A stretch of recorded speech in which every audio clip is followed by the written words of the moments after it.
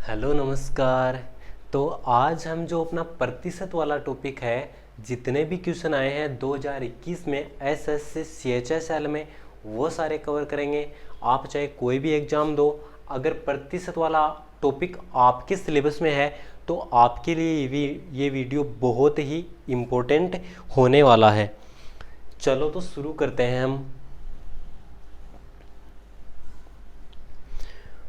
पहला क्वेश्चन है अपना, एक उम्मीदवार 20% स्कोर करता है और 50 अंकों से फेल हो जाता है, जबकि एक अन्य उम्मीदवार जो 40% अंक प्राप्त करता है और परीक्षा पास करने के लिए न्यूनतम आवश्यक अंकों से 30 अंक अधिक प्राप्त करता है, तो परीक्षा के लिए अधिकतम अंक कितने होंगे?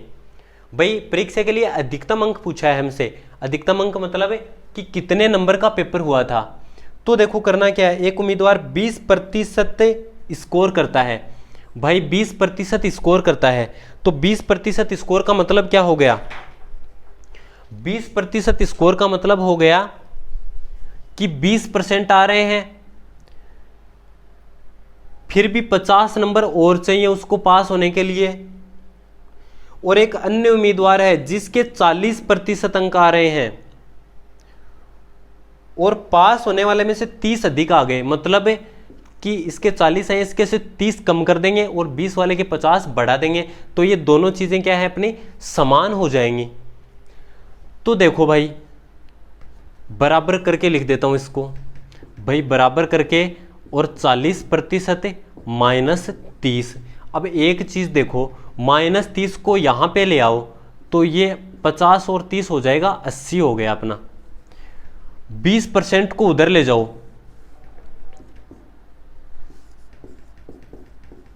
ठीक है, समझ रहे हो ना मेरी बात कैसे कैसे किया है मैंने।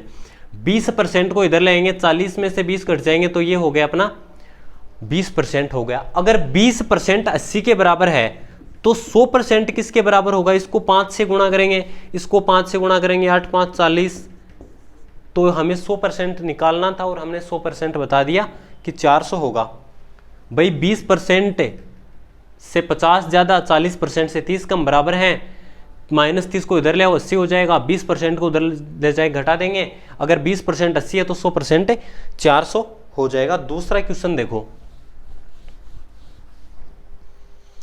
किसी देश में 55% जनसंख्या महिला है। अरे भाई महिला ज़्यादा है यहाँ पे, इंडिया से दूर लगता है ये। 55% और पुरुष 45%, ठीक है भाई। ये 55 है तो 45 हो गए ऑटोमेटिक ही, कोई दिक्कत ही नहीं है उसमें। तो 80% पुरुष जनसंख्या साक्षर है। अब जो 45 है ना, 45 के 80% साक्षर हैं, इतने लोग साक्षर हैं। तो महिलाएं कितनी साक्षर हैं? यदि कुल साक्षरता 58 है, भाई कुल साक्षरता 58 है मतलब 100 में से 58 आदमी पढ़े लिखे हैं। 100 में से 58 आदमी क्या है? पढ़े लिखे हैं। उनमें से पुरुष देखो कितने आ गए। भाई 5 का भाग दे रहे हैं, इसमें 5 का भाग 2 बार जाएगा, 5 का भाग 9 बार जाएगा, 2 को इससे काट देंगे 4, 9 चौक 36 तो पुरुष पढ़े हुए हैं। भाई 45% है, उनका 80% तो 36 हो गए। अब 58 में से 36 तो पुरुष हो गए पढ़े लिखे, तो बच कितने गए बताओ? 58 में से 36 घटा दो, 46 56 तो 22 बच गए। अरे कितने बच गए? मतलब 22 महिलाएं पढ़ी हुई हैं 100 में से। अब महिलाएं 55% हैं, मतलब 55 में से 22 महिलाएं पढ़ी हुई हैं, तो कितना प्रतिशत हो जाएगा? अरे कितना प्रतिशत होगा? 11 दूनी 22, 11 5 55, 5 का इसमें भाग देंगे 20, 20 दूनी 40% महिलाएं क्या हैं? पढ़ी हुई हैं। समझ में आ गया? अगला देखो, तो देखो अगला क्वेश्चन क्या है अपना।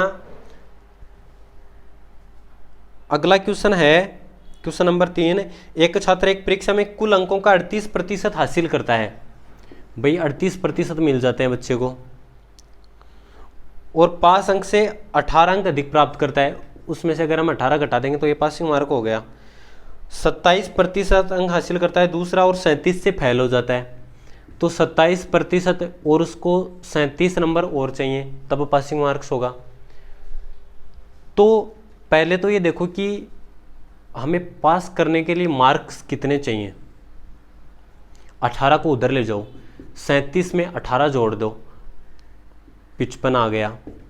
27% को इधर ले आओ, इसमें से घटा दो, 38 में से 27 घटाएंगे तो 11% हो गया। मतलब 11% 55 के बराबर है, मतलब 1% 5 के बराबर है, मतलब 100% हो जाएगा 500 के बराबर। तो 500 नंबर का पेपर है। अब 500 नंबर के पेपर में अगर 27% आते हैं तो 37 नंबर और चाहिए। तो 500 नंबर के पेपर में एक तो इसका 27% निकालो, या फिर एक काम करो सीधा ही, हमें तो प्रतिशत ही तो चाहिए ना, तो इससे कोई मतलब ही नहीं है। 27% तो ये हो गया। अब 37 नंबर में कितना परसेंट होगा, देखो यहां से क्या चीज समझ में आ रही है कि 1% के 5 नंबर हैं। अरे 11% के 55 मतलब 1% के 5 नंबर हैं, तो इसके कितने परसेंट बन जाएंगे, 5 7 35, 7% हो गए।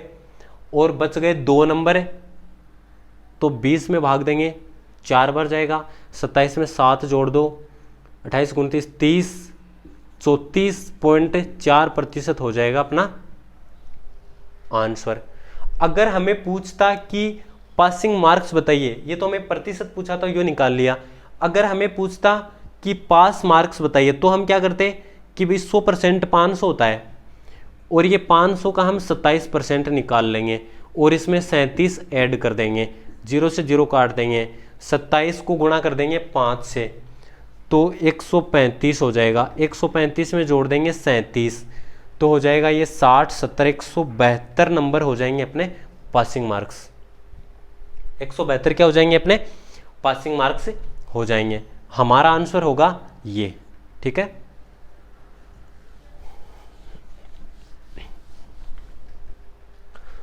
अगला क्वेश्चन, क्वेश्चन नंबर 4 देखो। एक व्यक्ति अपनी आय का 35% भोजन पर और 25% किराए पर खर्च करता है। उसकी आय का पता लगाएं अगर वह 52,500 रुपये बचाता है। भाई 35 और 25% खर्च कर दिया उसने, तो उसने 60% तो खर्च कर दिया। अब उसके पास बचा 40%।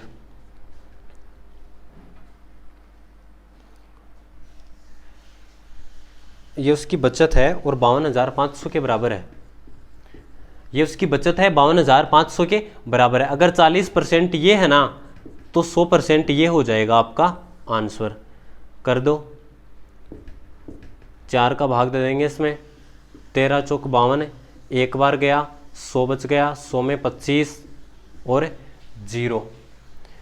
अरे कितना हो गया, 1,31,250 उसका वेतन हो जाएगा। राघव अपनी आय का 80% खर्च करता है। यदि उसकी आय में 12% की वृद्धि होती है और बचत में 10% की कमी होती है। राघव की आय मान लो 100 है, राघव की आय मान लो 100 रुपये है, 80% खर्च कर देता है, इन्वेस्ट कर दिया उसने 80%। उसकी आय में 12% की वृद्धि होती है। अब की बार उसकी आय इतनी हो गई, बचत में 10% की कमी होती है। भाई उसकी सेविंग कितनी थी, पहले 100 रुपये उसको मिलते थे तो 80 खर्च कर दिए तो 20 बच गए। फिर ये बोल रहा है कि उसकी बचत में 10% की कमी होती है। ये उसकी बचत है, बचत में से 10% कम कर दो, 20 माइनस 20 का 10% है, 20 का 10% होता है 2। अब की बार उसकी सेविंग होगी 18, 112 में से 18 सेविंग होगी तो 94 खर्च हो जाएंगे। कितने खर्च हो जाएंगे, 94 हो जाएंगे खर्च हो जाएंगे। सही बता रहा हूं मैं, सही है। उसके व्यय में प्रतिशत वृद्धि याद कीजिए भैया, कितने प्रतिशत की वृद्धि हुई, 80 से 94, मतलब 14 की वृद्धि हुई कितने पे, 80 पे। ये लो आपका आंसर।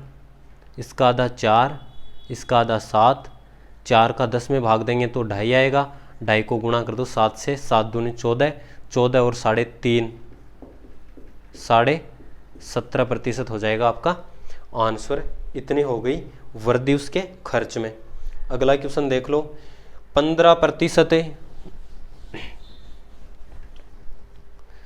अगला क्वेश्चन देख लो, 15%, 20% और 25% है, इसकी क्रमिक छूट चाहिए। भाई अगर 15% मैं खर्च कर दूंगा ना 100 में से, तो मेरे पास बच जाएंगे 85। कहने का मतलब है 20 में से 17 बच जाएंगे, ये हमारी सेविंग। अगर दूसरा है 20%, 20% का मतलब है 100 में से 80 बच जाएंगे, मतलब 5 में से 4 बच जाएंगे। 25%, 25% का मतलब हमारे पास 75 बच जाएंगे, 100 में से 75 बचेंगे, मतलब 4 में से 3 बचेंगे। ये हो जाएगा आपका, इसको तो इससे काट दो, और कुछ कट रहा है क्या? नहीं कट रहा। 20 पंजे हो गया 100, 17 तिये 51, मतलब 100 में से 51 हमारे पास बचेंगे। तो हमने छूट कितनी दे दी भाई? यहाँ पे छूट दे दी हमने 49% की, यही एकल छूट हो जाएगी। अगला क्वेश्चन देखो, 40% है, तो 40% को मैं लिख दूंगा कि मेरे पास 100 था, 100 में से 60 बच गया। कहने का मतलब है मेरे पास 5 था और 5 में से 3 बच गया। जो हमें बचाना है वो लिखना है। दूसरी छूट है 20% की, मतलब मेरे पास 5 था और उसमें से 4 बच गया। 20% का मतलब यही समझता हूं मैं तो। अरे 20 का मतलब 100 में से 80 बचता है, मतलब 5 में से 4 बच जाता है। तो देख लो भाई कितना हो गया। इसको तो मैं लिख दूंगा 25, और ये हो गया 4 × 12। इसको 100 बनाओ गुणा 4, इसको 100 बनाओ 12 चौके 48, मतलब टोटल छूट हो गई, मतलब 48% अपने पास बच गए हैं। तो हमने छूट कितनी दे दी?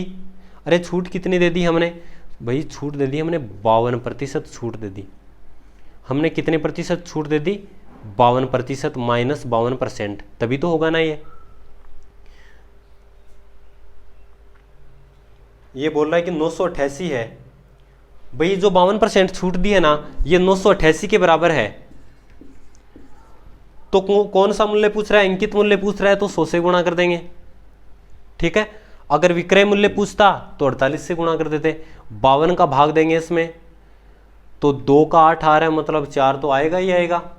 चलो 52 का भाग पहले देंगे 98 में, तो एक बार भाग जाएगा, बच कितना जाएगा? 2 ज़्यादा 2 कम तो 46, और 468, 468 कब आएगा? 468 आएगा 9 बार करेंगे तो आएगा 468, 9 बार, ठीक है। 9 5 45, 450, और सही है। ये हो गया भाई मार्क प्राइस 1900। अगला देख लो, 10%, 17% और 25%। 10, 17 और 25 की एकल छूट क्या होगी भाई? 10% को मैं ये लिख दूं कि मेरे पास 10 में से 9 बच गए। अरे 10% छूट दे दी, मतलब 100 में से 90 बच गए, तो छोटा करके लिखेंगे। 100 में से 90 को तो 10 9 लिख दिया। 17% है, तो 17% का तो भाई छोटा होगा नहीं, तो बोल दूंगा कि 100 में से 83 बच गया। 25% छूट दे दी, मतलब 4 में से 3 बच गया। 25% छूट दे दी, मतलब 75% बच गया, मतलब 4 में से 3 हमारे पास बच गया है। कुछ कट रहा है क्या? कुछ भी नहीं कट रहा है। लिख दो 4000। 4000 हो गया, गुणा करके लिख दो भाई 9 तिये 27। 27 का पाड़ा बोलो 3 बार। 27 तिये 81, 8 की असल हो गई अपनी। 27 का पाड़ा बोल दो 8 बार। 27 दाएं होता है 270, या ऐसे काम करो 27 चौक है, 27 दूनी 54 है, और 54 दूनी 108। 27 चौक 108 होता है। 108 का दुगुना कर लो 216 है। 216 में 8 हासिल की जोड़ दो तो 224, मतलब 2241। ये हो गया भाई। इतने पैसे लग गए। क्या पूछ रहा है ये? एकल डिस्काउंट क्या होगा? देखो इसमें ना तो कोई प्रतिशत दिया हुआ है और ना कुछ ऐसे एकल डिस्काउंट का क्वेश्चन पूछ रहा है। तो देखो अगर केवल डिस्काउंट की बात नहीं होगी, इसमें प्रतिशत की ही होगी, क्योंकि रुपयों का कहीं पे इसमें काम ही नहीं बता रहा है। तो बताओ प्रतिशत छूट कितनी हो जाएगी? 4000 में से 2241 घटा दो, तो बच जाएंगे भाई 1800, और उसमें से 41 और घटा दो 1800 में से, तो 60 में से एक और घटा दो, 1759 बटा 4000 गुणा 100, ये हो जाएगी आपकी एकल छूट। 40 का इसमें भाग दे देंगे, चलो 4 का भाग देता हूँ, 4 चौक 16, एक बच गया 15, 4 तिये 12, 3 39, 4 नम 36, बच गए 3, 0 उतार लिया 30, 30 में जाएगा 7 बार, 2 बच गए 20, छोड़ो इतना ही हो जाएगा ना अपना, तो 1 0 लगा देंगे, 43.97, मतलब लगभग 44%। ठीक है, लगभग 44% हो जाएगा इसका आंसर, या 43.97 इसका एग्जैक्ट आंसर हो जाएगा। 97 के आगे 2 0 20 में 975, ये लो आपका टोटल ही आंसर आ जाएगा 975। ठीक है, किसी व्यक्ति के आमदनी में 30% की वृद्धि होती है और खर्चे में कोई परिवर्तन नहीं होता। चलो भाई दूसरा क्वेश्चन आ गया, दूसरे टाइप के क्वेश्चन है, वही एक पहले भी करवाया था। आमदनी 100 मान के चलो, क्वेश्चन फटाक से हो जाएगा। ये तो उसका इन्वेस्ट है, ये उसका सेविंग है। क्या क्या बता रहा है, कुछ नहीं बता रहा। आमदनी में 30% की वृद्धि हो जाती है भाई, ये तो 130 हो गया। ठीक है, उसकी बचत में कितने प्रतिशत की वृद्धि होगी? खर्चे में कोई परिवर्तन नहीं हुआ। ठीक है, कोई परिवर्तन नहीं हुआ। यदि पहले की बचत 65% हो, पहले की बचत 65% थी, तो पहले का खर्चा कितना हो गया? 35% हो गया। खर्चा अब भी उतना ही है, खर्चा अब भी उतना ही है। तो हम क्या करेंगे कि भाई 30 की वृद्धि हुई है ना, जो 30 पूरे के पूरे वो क्या कर लेगा? सेविंग कर लेगा।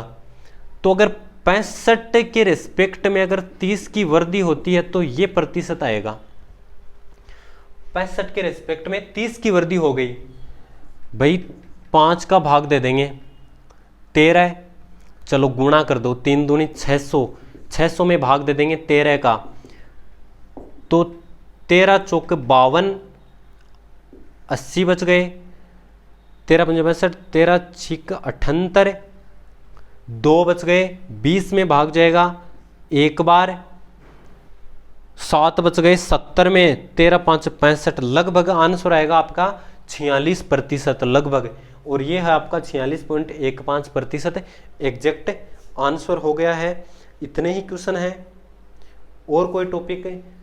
देखो सारे क्वेश्चन थोड़े थोड़े मिल रहे हैं। जो ज्यामिति का पोर्शन है ना, एसएससी सिचुएशन में ज्यामिति है, तो ज्यामिति के मेरे को 36 क्वेश्चन मिल गए 5-6 दिन के। ठीक है ना, वो सारे क्वेश्चन मैं जल्दी आपके लिए लेके आने वाला हूँ। ठीक।